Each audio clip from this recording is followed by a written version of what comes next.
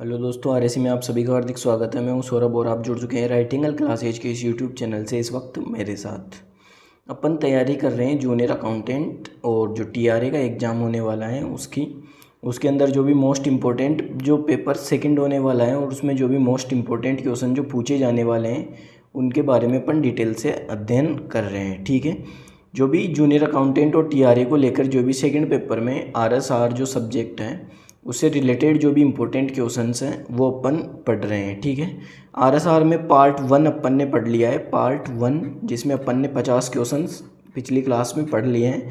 अब part second के अंदर अपन 50 क्वेश्चंस और देखने वाले हैं। इस प्रकार से अपन टोटल 100 क्वेश्चंस आरएसआर से पढ़ने वाले हैं।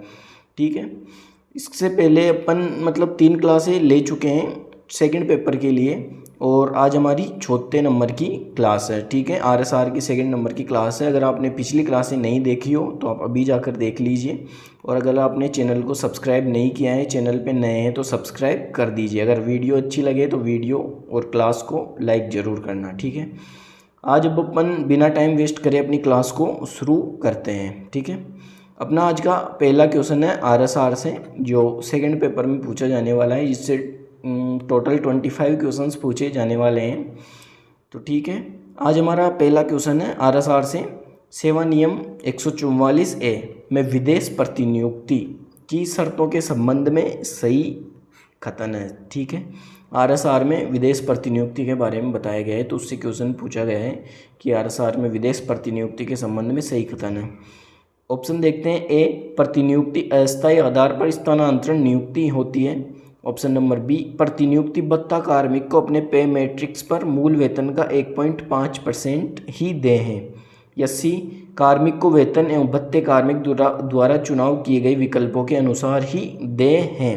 तो ये ऑप्शन सी इसमें करेक्ट आंसर है। प्रतिनियुक्ति पर कार्मिक को जो वेतन भत्ते होते हैं उसकी इच्छा के अनुसार नहीं मिलते। गवर्नमेंट जो पहले से तय करे हुए रखती है उसी अकॉर्डिंग किसी भी कार्मिक को वेतन एवं भत्ते दिए जाते हैं, चाहे वो प्रतिनियुक्ति पर ही हो। तो इसका सही आंसर है ऑप्शन ए और बी। प्रतिनियुक्ति अस्थायी आधार पर स्थानांतरण नियुक्ति होती है। बी है, प्रतिनियुक्ति भत्ता कार्मिक को अपने पे मैट्रिक्स पे मूल वेतन का 1.5% ही दे हैं। ए व बी, ऑप्शन नंबर ए इसका करेक्ट आंसर है। ठीक है, नेक्स्ट क्वेश्चन देखते हैं अपन। स्थानीय निधियों के अधीन सेवा का उल्लेख किस नियम में हुआ है। ठीक है, स्थानीय जो निधियां हैं उसके अंतर्गत सेवा का उल्लेख किस नियम में हुआ है। ये नियम है नियम 158, नियम 158। आपको अपनी नोटबुक में लिख लेना है। जो इम्पोर्टेंट क्वेश्चन है वो अपन पढ़ रहे हैं बिना अपना किसी भी प्रकार से टाइम वेस्ट किए हुए। पॉइंट टू पॉइंट अपन बात करने वाले हैं, डायरेक्ट क्वेश्चन और उसका आंसर देखने वाले हैं ताकि आपको भी अच्छे से समझ में आए और आपकी तैयारी एकदम बेस्ट हो जाए। स्थानीय निधियों के अधीन सेवा का उल्लेख किस नियम में हुआ है। नियम 158। ठीक है, नेक्स्ट क्वेश्चन देखते हैं।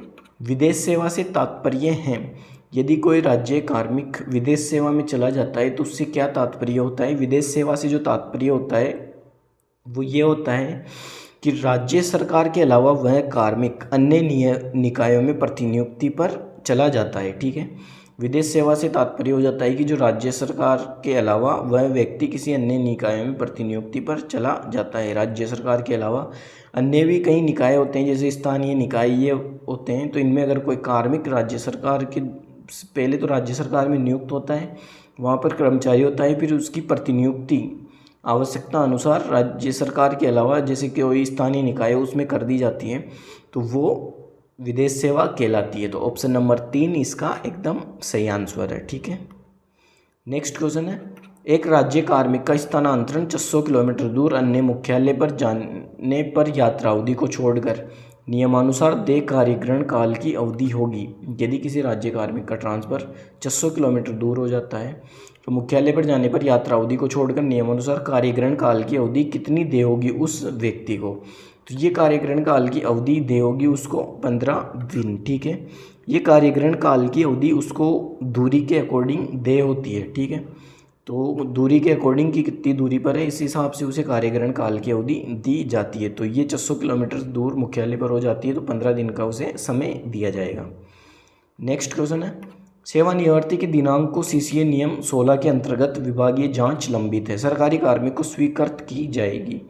सीसीए रूल्स के अंदर नियम 16 और 17 दिए हुए हैं, जिसमें किसी कार्मिक के खिलाफ विभागीय जो कार्यवाही है वो की जाती है। ठीक है, 16 के अंदर जो दीर्घ शास्ति होती है उसके बारे में बताया गया है, 17 में लघु शास्ति के बारे में बताया हुआ है।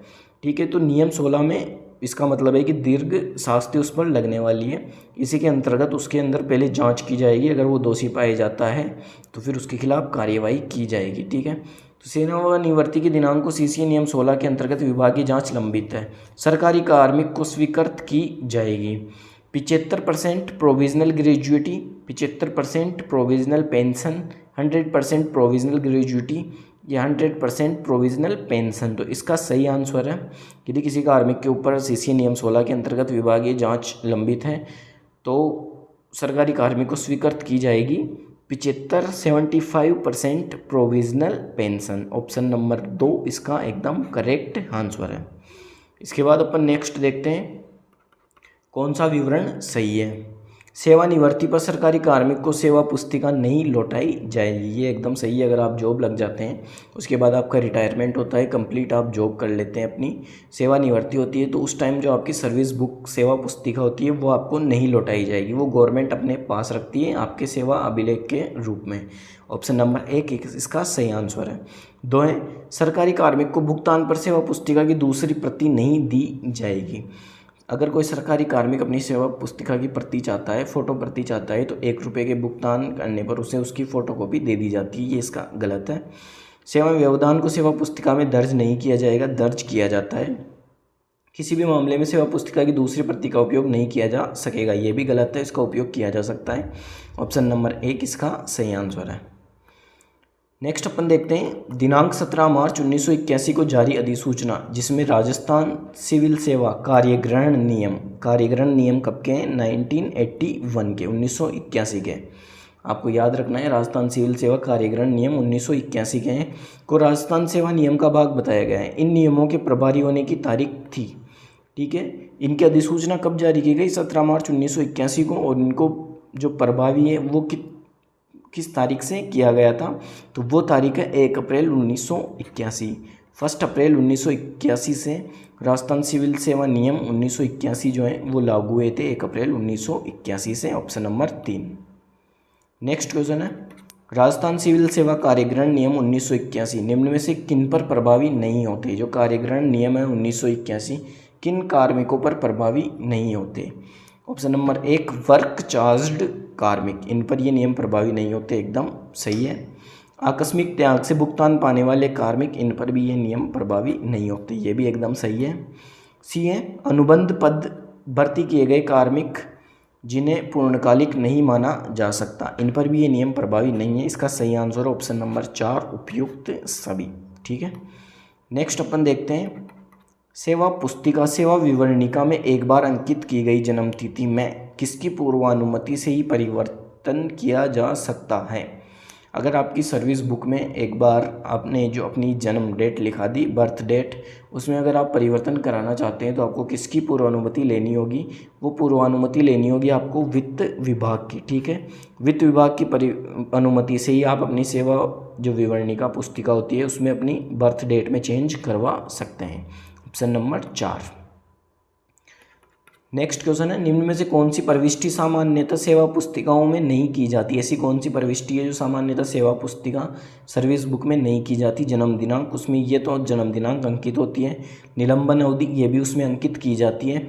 स्थायीकरण दिनांक, कब आप जॉब में स्थायी हुए, ये भी उसमें अंकित किया जाता है। आकस्मिक अवकाश अवधि, ये सेवा पुस्तिका में दर्ज नहीं की जाती, इसका सही आंसर है ऑप्शन नंबर 4। आकस्मिक अवकाश अवधि सेवा पुस्तिका में दर्ज नहीं की जाती, ऑप्शन नंबर 4।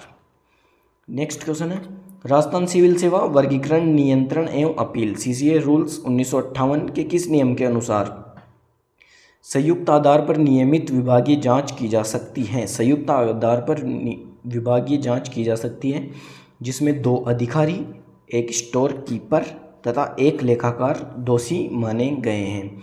तो किस नियम सीसीए रूल्स के किस नियम में इनके खिलाफ कार्यवाही की जा सकती है? तो वो नियम है मैंने अभी आपको बताया, नियम 16 व 17। नियम 16 के अंदर दीर्घ शास्ति का वर्णन है, जबकि 17 के अंदर लघु शास्तियों का वर्णन है। नेक्स्ट क्वेश्चन है प्रतिनियुक्ति अवधि के दौरान उधार लेने वाली संस्था नियंत्रक द्वारा सरकारी कार्मिक को कौन सा अंशदान राज्य सरकार को चुकाया जाएगा। क्वेश्चन एक बार फिर से देखते हैं। प्रतिनियुक्ति अवधि के दौरान उधार लेने वाली संस्था नियंत्रक द्वारा सरकारी कार्मिक को कौन सा अंशदान राज्य सरकार को चुकाया जाएगा। शिक्षा उपकर, पेंशन अंशदान, निकाय अंशदान, इनमें से कोई नहीं। जो प्रतिनियुक्ति, जहाँ पर कोई व्यक्ति प्रतिनियुक्ति पर जाता है, उन संस्था द्वारा राज्य सरकार को कौन सा अंशदान चुकाया जाएगा, वो है पेंशन अंशदान। ऑप्शन नंबर 2 इसका करेक्ट आंसर है। नेक्स्ट क्वेश्चन है, राजस्थान सेवा नियमों के अंतर्गत सक्षम प्राधिकारी के अधिकारों का प्रयोग करने हेतु अधिकारियों की सूची किस परिशिष्ट में दी गई है। राजस्थान सेवा नियमों के अंतर्गत सक्षम प्राधिकारी के अधिकारों का प्रयोग करने हेतु अधिकारों का प्रयोग करने हेतु अधिकारियों की सूची किस परिशिष्ट में दी गई है। यह है परिशिष्ट 9। परिशिष्ट 9 में इनके अधिकारों का, सक्षम प्राधिकारी के अधिकारों का प्रयोग करने हेतु अधिकारियों की सूची दी गई है, परिशिष्ट 9। अगर आप क्वेश्चन नोटबुक में नहीं लिख रहे हैं तो नोटबुक में लिख लीजिए, आपके बहुत काम आने वाले क्वेश्चंस हैं। नेक्स्ट क्वेश्चन है, राजस्थान सेवा नियम 96 में प्रावधान है। जो राजस्थान सेवा नियम 96 है, 96 नंबर का, इसमें प्रावधान है अस्थायी कार्मिकों का अवकाश, विशेष असमर्थता अवकाश, चिकित्सालय अवकाश या असाधारण अवकाश। ऑप्शन नंबर 4 इसका करेक्ट आंसर है, असाधारण अवकाश। 96 में प्रावधान है असाधारण अवकाश का। नेक्स्ट क्वेश्चन है, राजस्थान सिविल सेवा ज्वाइनिंग टाइम रूल्स लागू होते हैं। सिविल सेवा ज्वाइनिंग टाइम रूल्स, कार्यग्रहण रूल्स 1981 के जो हैं, ये किन पर लागू होते हैं। जो राज्य सरकार के केवल जो स्थायी कार्मिक होते हैं उन पर ये नियम लागू होंगे, ठीक है, केवल स्थायी कार्मिकों पर। ऑप्शन नंबर 1 इसका करेक्ट आंसर है। नेक्स्ट क्वेश्चन है, स्थानीय निधियों के अधीन सेवा करने वाले कार्मिक के बारे में सही कथन है। स्थानीय निधियों के अधीन जो भी कार्मिक सेवा करता है उसके बारे में सही कथन क्या है। इनके वेतन राज्य की संचित निधि से आहरित होते हैं। ऑप्शन नंबर ए इसका सही आंसर है। इन्हें राज्य सरकार के कार्मिक कहा जाता है, ये इसमें गलत आंसर है। ये विदेश सेवा पर समझे जाते हैं जो स्थानीय निधियों के अंतर्गत काम कर रहे होते हैं, ठीक है। इन्हें राज्य सरकार के कार्मिक कहा जाता है, ये इसमें गलत है। नेक्स्ट है, इनका वेतन राज्य विधानमंडल द्वारा पारित विशेष कानून से गठित निधि से आहरित किया जाता है, ये भी एकदम सही है। ये निधि पर राज्य सरकार से स्वतंत्र तथा पृथक होने के कारण से राज्य कार्मिक नहीं होते, ये भी एकदम सही है। ए, सी और डी ऑप्शन नंबर 4 एकदम सही है, नोटबुक में लिख लीजिए। नेक्स्ट क्वेश्चन है, जिन राज्य कार्मिकों का भुगतान सरकार द्वारा नियंत्रित स्थानीय निधि से किया जाता है। क्वेश्चन है, जिन राज्य कार्मिकों का भुगतान सरकार द्वारा नियंत्रित स्थानीय निधि से किया जाता है वे राजस्थान सेवा नियम के कौन से प्रावधान से शासित होंगे, ठीक है। तो इनका जो प्रावधान है वो है आरएसआर के अध्याय 12। आरएसआर के अध्याय 12 में इनका वर्णन किया हुआ है। किनका, जो राज्य कार्मिक का भुगतान सरकार द्वारा नियंत्रित स्थानीय निधि से किया जाता है वे राज्य सेवा नियम के कौन से प्रावधान से शासित होंगे, आरएसआर के अध्याय 12 से। नेक्स्ट क्वेश्चन है, परिलब्धियों के 50% पर पेंशन राशि की गणना के लिए, परिलब्धियों के 50% पर पेंशन राशि की गणना के लिए वर्तमान में कितने वर्षों की योग्यात्मक सेवा की आवश्यकता होती है। आप सभी को पता है 25 वर्ष की इनके लिए आयु होती है। ऑप्शन नंबर 3 इसका करेक्ट आंसर है। परिलब्धियों के 50% पर पेंशन राशि की गणना के लिए वर्तमान में कितने वर्षों की योग्यतम सेवा की आवश्यकता होगी, 25 वर्ष। नेक्स्ट क्वेश्चन है, कितने वर्ष से कम सेवा कर चुके कार्मिक को ज्वाइनिंग टाइम तो दें लेकिन उस समय का वेतन दे नहीं है। ऐसा कौन सा कार्मिक है, कितने वर्ष की सेवा वो कर चुका होता है कि उसको वेतन नहीं दिया जाता लेकिन ज्वाइनिंग टाइम दिया जाता है, तो वो है 3 वर्ष। यदि कोई कार्मिक 3 वर्ष से राज्य सरकार की सेवा में है तो 3 वर्ष के अंदर अंदर उसे मतलब ज्वाइनिंग टाइम तो दिया जाएगा लेकिन उस समय का वेतन नहीं दिया जाएगा। ऑप्शन नंबर 2 इसका करेक्ट आंसर है।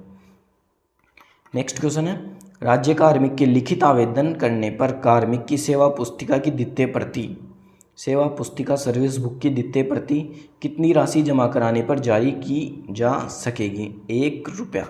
सर्विस बुक की फ़ोटोकॉपी के लिए कोई भी राज्य कार्मिक 1 रुपये जमा कराकर उसका आवेदन कर सकता है सर्विस बुक के लिए। उसकी फ़ोटो प्रति उसे उपलब्ध करवा दी जाएगी 1 रुपये के अंदर।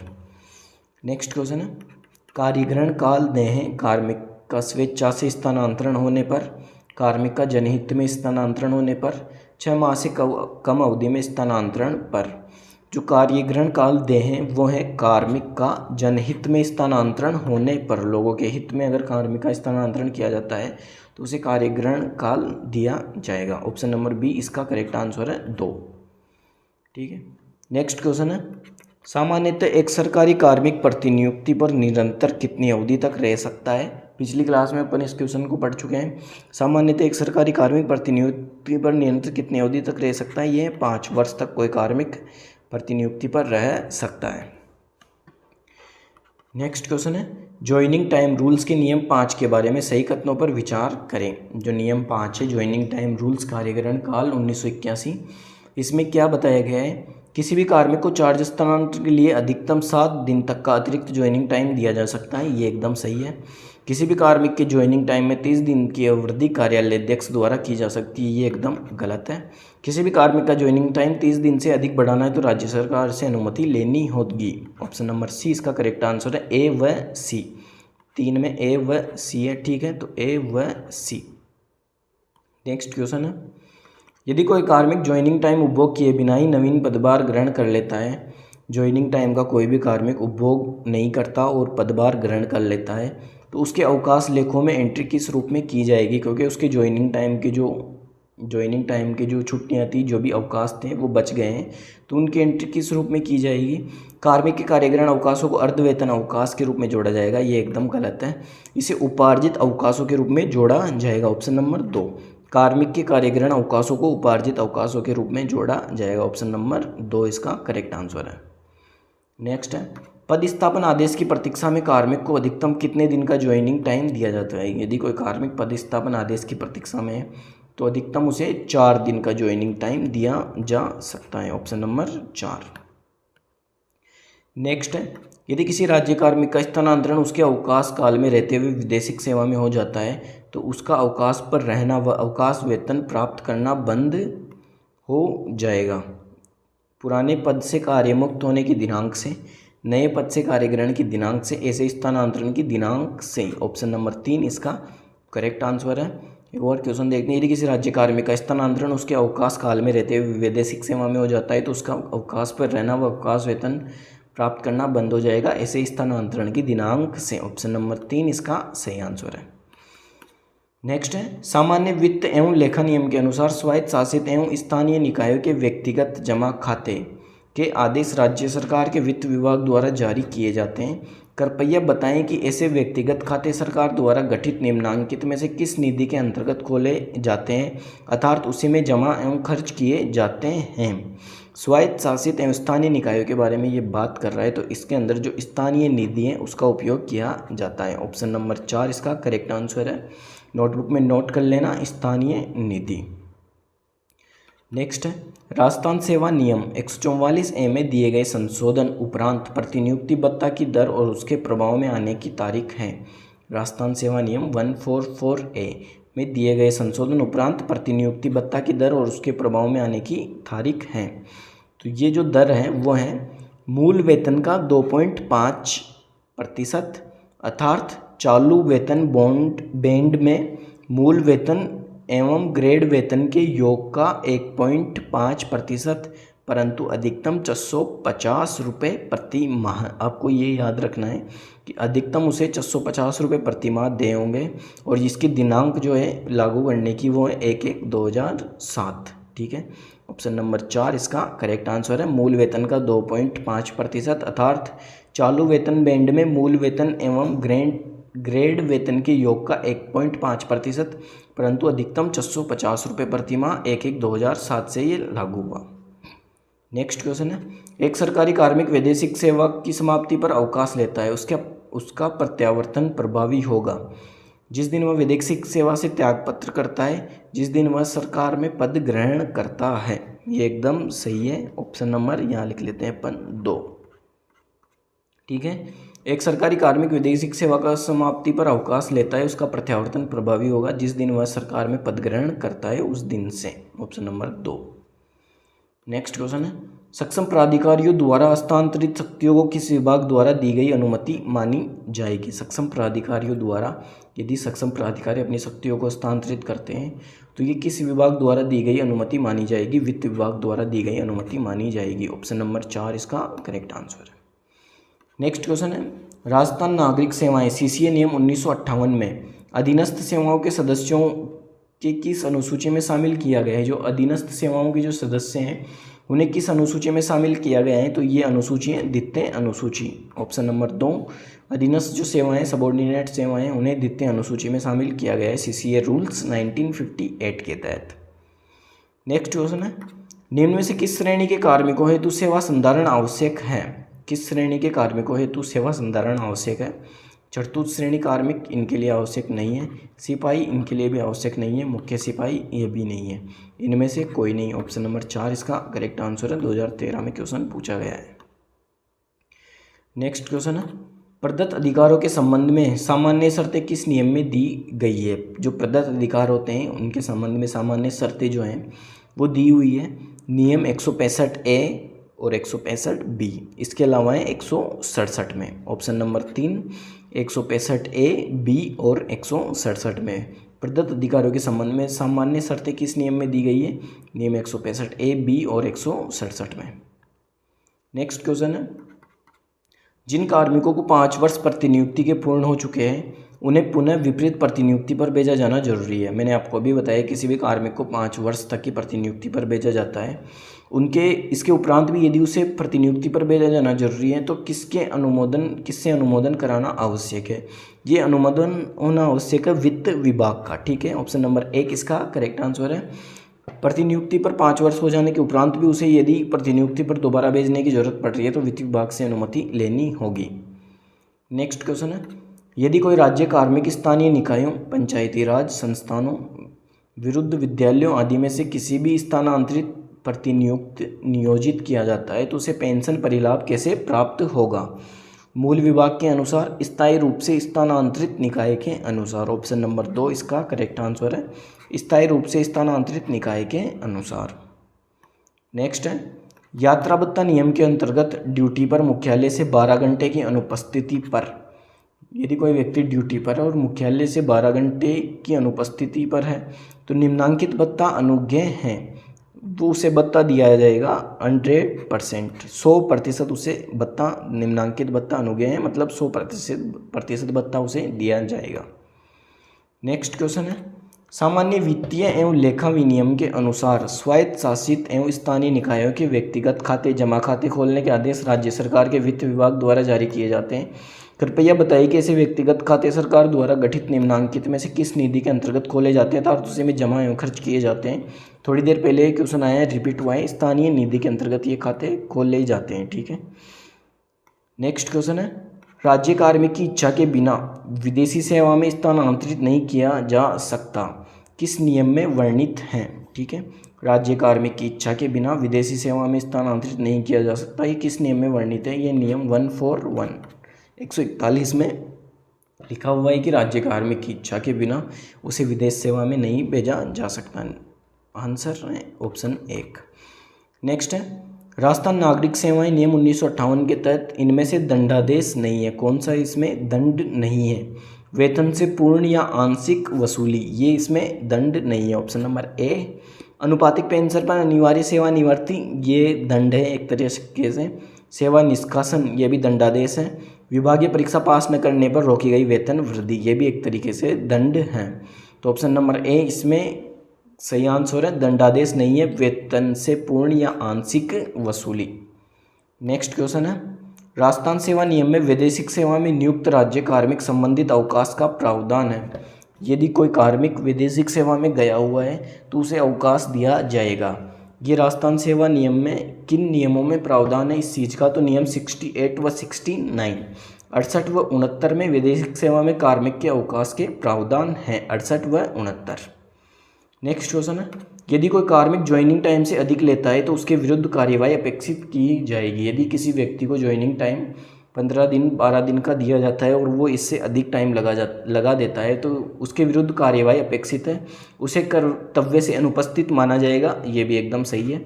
उसकी सेवा को भंग माना जाएगा, ये भी एकदम सही है। यदि वह संतोषजनक जवाब नहीं देता तो उसका वेतन स्वीकृत नहीं किया जाएगा। ऑप्शन नंबर 3, 1, 2 व 3 सही है, मतलब उपयुक्त सभी। Option number 4। नेक्स्ट है, राजस्थान सिविल सेवा कार्यग्रहण काल नियम 1981 के बारे में सही कथन है। ये नियम भारतीय संविधान में अनुच्छेद 309 में दी गई प्रदत्त विधान की शक्तियों का प्रयोग करते हुए राज्य विधानमंडल द्वारा बनाए गए हैं। ये गलत है। ये नियम राजस्थान सेवा नियम 1951 का ही भाग है। ये भी गलत है।